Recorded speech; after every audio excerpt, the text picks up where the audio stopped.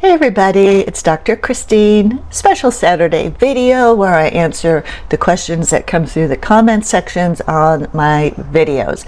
I always answer them via text form as well, but I know that most people probably are not seeing them.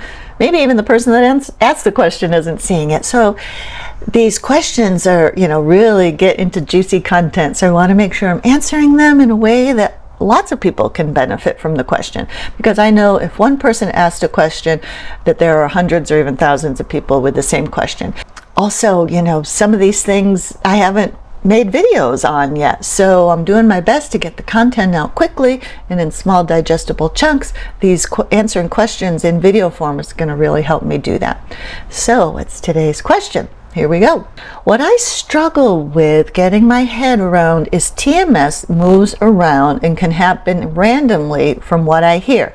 Now, TMS is tension myositis syndrome. It's just another way of saying neuroplastic pain or symptoms, mind-body pain or symptoms, neural circuit loop pain or symptoms. Okay, it all means the same thing. I suffer from all over body stiffness and aches from head to foot with tingling and occasional numbness. If I get pain or symptoms, it's always from a movement where I can explain why a muscle went into spasm or aches after stretching too far. So I'm always in doubt whether it is TMS. Even though this body stiffness came on after a year of serious stress, I find it hard to let go. Could my TMS at the core be the actual stiffness? All right, great question. And it is very common, especially early on, diving down this path of mind-body techniques. It's very common to have these questions or to have some doubt, like, it could be mind-body, but I don't know. I feel the symptoms are so convincing. Maybe it's got to be coming from my body. Maybe doctors just haven't figured this out yet. Okay, so having that doubt, having that back and forth tug of war, sitting on the fence is almost a hallmark trait of a mind-body condition. So that's another clue that it is mind-body. So this person raises a couple good points. This person is under the impression that TMS moves around from body part to body part to body part.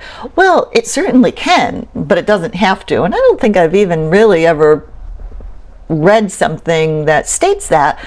While mind-body symptoms definitely act in a way that can be inconsistent and don't make sense from a medical or physiological standpoint, they certainly can jump from spot to spot to spot, like it was in your back, and then it's in your foot, and then it's your neck.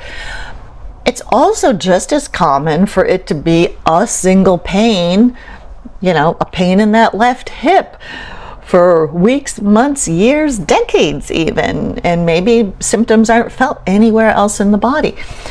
So my answer to that is the brain is extremely good at mimicking symptoms, and most likely it's going to mimic the symptom that distracts you the most, that prevents you from doing things it perceives as dangerous.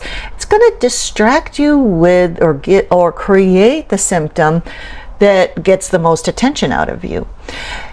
Don't get too hung up on whether or not the pain comes and goes, or whether it's all the time, or whether the pain moves around the body, or whether it's always in the same spot, or sharp pain versus dull pain, pain versus some other sensation like numbness, tingling, stiffness, fatigue, tension, burning, pins and needles.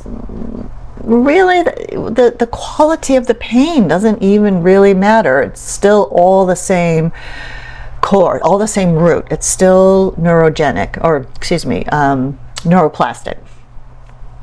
Also, is it a symptom that's what I would call more like static, or is it a functional symptom like a GI system that doesn't work quite right, like chronic constipation, gastric reflux, a sluggish gallbladder, slow digestion emptying, rapid digestion emptying? So even functional symptoms. People report that food sensitivities improve when they undergo these techniques. People report that skin conditions improve when they use these techniques. So don't get hung up on your particular flavor. It's still neuroplastic symptoms, it's still mind-body symptoms, it's still TMS. The key is it's chronic.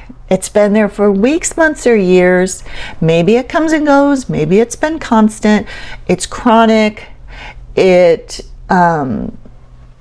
grabs your attention. You very likely have some safety behaviors connected to it, as in avoiding certain situations or certain activities, or doing certain things as a way to prevent flare-ups.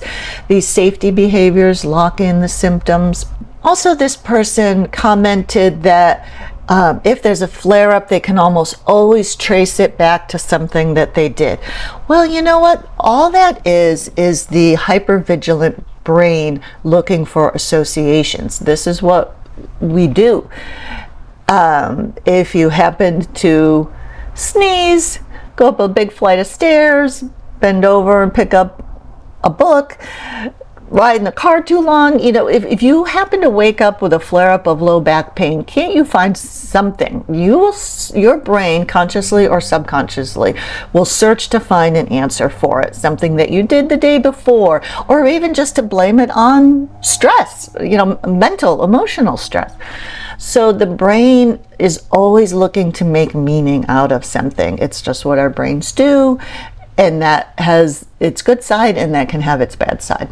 So even if it seems like if you push it too far, you get symptoms, that's just another symptom of TMS or of a mind-body condition. And partly it's because of anticipation, like you anticipate with worry, oh, if I walk farther than usual, or if I carry more than usual, I hope I don't get a flare-up. Well, that anticipatory fear sets you up for symptoms. Or it's, you've just set yourself up into like a if this then that loop. If I do this, then I get symptoms, or if I do this, then I won't get symptoms.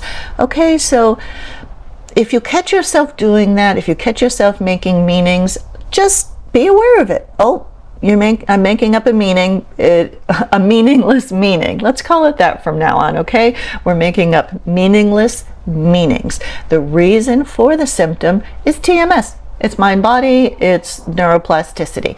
Okay, so everything else is a meaningless meaning. Absence of, falling down a hill and breaking your ankle. So as we all know, I've said it a gazillion times before, we're talking about chronic pain that you've had for weeks, months, or years. We're not talking about a true injury, okay? So walking an extra half a mile than what you usually do, or lifting an extra bag of groceries than what you usually do, those aren't true injuries, okay? So we all know the difference between a true injury with a forceful impact to the body versus just doing a little bit more than what you would typically do.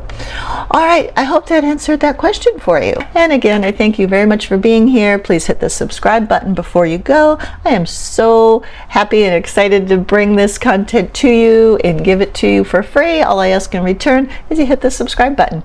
Drop a comment now and then, and I will do my best to answer it on one of these bonus Saturday videos. I'll talk to you soon. Bye-bye.